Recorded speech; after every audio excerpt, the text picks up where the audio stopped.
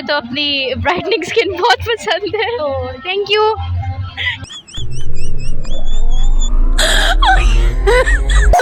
जैसे कि आप सबको पता है कि आजकल जो है वो टीम ब्राइटनिंग और टीम रैपिड रिपेयर की जो वॉर चल रही है, तो आज हम डिफरेंट लोगों से पूछेंगे कि वो टीम रैपिड रिपेयर में है या फिर टीम ब्राइटनिंग में है।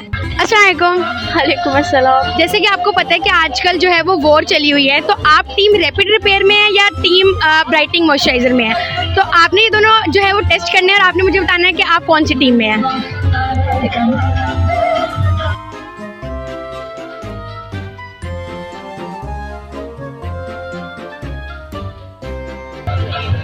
मैं तो ब्राइटनिंग मॉइस्चराइजर की टीम में हूँ। Okay thank you.